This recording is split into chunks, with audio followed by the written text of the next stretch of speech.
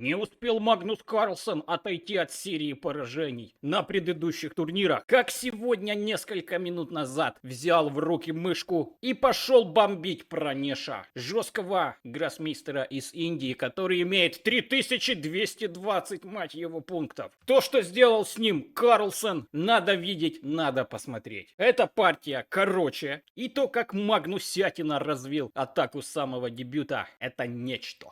Е4 играет Магнус Карлсон, королевская пешка идет в атаку, показать, кто тут батя. Конь f6, защита Алехина, и вместо обычного хода Е5, как часто здесь играют, Магнус играет конь c3, позволяет сопернику выбрать скандинавский вариант защиты Алехина. Запихает Пихунделя туда. Подальше Пранеш отвечает d4, и Карлсон уводит своего коня, атакуя пешечку на поле d4. Лучшим ходом в этой позиции является конь g4, чтобы в случае e6 забрать эту пешку слоном. Но, видимо, у этого мистера есть свой план. Он играет конь fd7, позволяет бати шахмат действующему пихнуть пешечку на поле e6. Отличный, кстати, ребята, трюк. Рекомендую пользоваться. Если сейчас черные бабахнут вот эту пешку, получится конь d4 и пешка e6. Вообще не только пешка, а все поле e6 неприятно ослаблено. Если сюда конь запрыгнет на поле e6, ферзю некуда деваться. Поэтому после хода e6 соперник допускает еще одну ошибочку, играет конь e5. Лучше было бы сыграть, конечно же, взятие, и после конь d4 сыграть обычный ход конь f6, в дальнейшем рокируя своего короля в короткую сторону и каруанить своего слона на поле g7. Ну а ты, если впервые на моем канале, не забудь подписаться и поставить лайк этому видео. Впереди много интересного контента. Конь e5 играет индийский гроссмейстер, получает индеец f4, конь c e6 и взятие на поле f7. Но если не брать эту пешку, получается вообще жесткая мивина, поэтому Пранеш забирает пешечку на поле f7. Выводит Магнус коня, угрожает конь g5, потом где-то конь e5, также возможно a6, чтобы не было никаких коней на поле g5. Профилактика, при Петросяне немножко пешечку. Конь g3. Открывает дорогу слону на поле c4 и потом по возможности ферзем на поле e2. g6, чтобы закаруанить этого слона, ладья f8 и отойти королю там, где попе тепло, в уютное место. Но не тут-то было. На тебе шах, слон e6, на тебе еще раз шах и король e6. Вышел на утреннюю пробежку в центр доски, черный король попадает под шах ферзем на поле e2. Коварный шах, который дает черному королю выбор: отступить на поле f7 или отступить на поле d7. Если отступить на d7, сразу же последует шах и потом король e8 со взятием пешки на поле g6. Ну а если король f7, так было в партии, Магнус сыграл конь e5, немножко привыпускает своего оппонента. Идея в том, чтобы после конь e5, как было в партии, сыграть ef, сделать там как-то рокировку и подключить ладью к атаке. Но лучшим ходом вместо конь e5 было бы f5 с жесткой угрозой въехать ему в чресел ферзем на поле e6.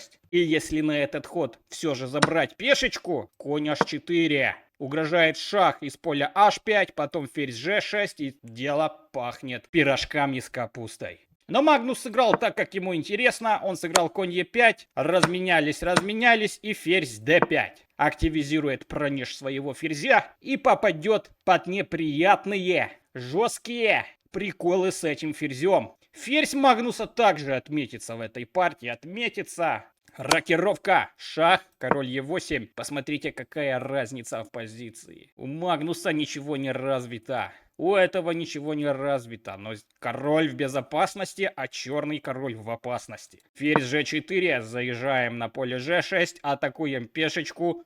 И, как ни странно, в этой позиции черные поднимают самый лучший ход, продолжают развитие. Отдают пешку на поле g6, Магнус ее кушает. Король d8, e6. После хода e6 Магнус подготовил красивейшую жертву ферзя, которая последует следующим ходом. Черным необходимо играть ферзь g5. Просто менять это все хозяйство, чтобы не попадать в неприятности. Например, после ферзь g5 может быть ферзь f7, чтобы тут пропердолить на f8 и по 8 горизонтали прописать волшебную Матильду.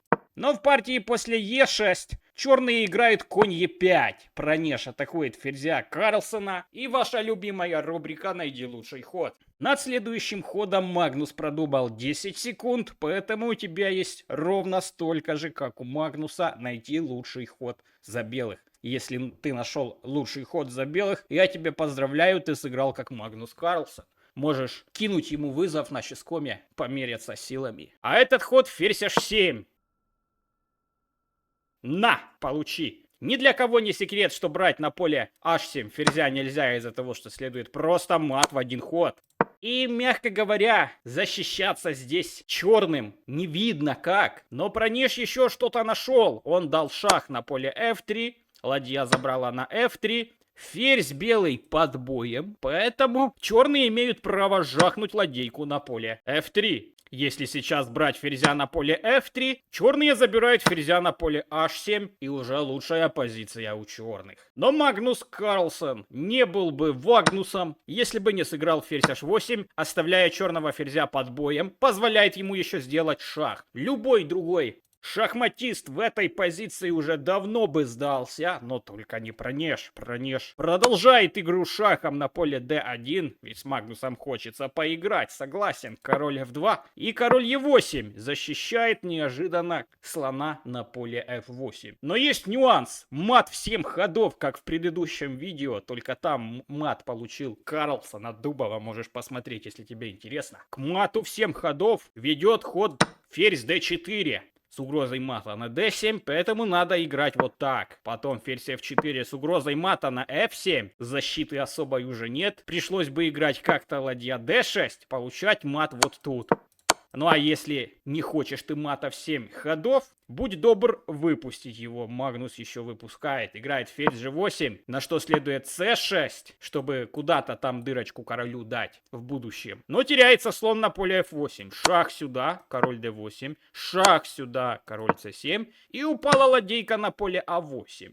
Как-то странно продолжать бессмысленное сопротивление. Но черные еще продолжают пихают пешечку d3. В надежде как-то зашаховать вечный шах, ведь фигуры не развиты. А авось что-нибудь пройдет, индусский авось. Забрал тут, ферзь g4 пошел. Забрал пешечку на a7, ферзь e6. Ну и как бы что тут, разменяйся. Да, беги себе в кусты. b3 получается, шах еще вот здесь, король пошел на g1, ферзь g7, и после хода d4 Пронеш признал свое поражение, ведь тут особо, ребята, объяснять ничего не надо. Все вы видите, какое преимущество у белых. 3 фигуры, одна из которых ладья. Поэтому Пронеш сдался. Что было дальше? А дальше Магнусевич успешно ливанул партийку Дмитрию Андрейкину. Димон оставил его глубоко в жопе позади в турнирной таблице. Смотри предыдущее видео, как Дубов поставил чистый мат Магнусу Карлсону. И не забывай о подписке, если тебе понравилась партия.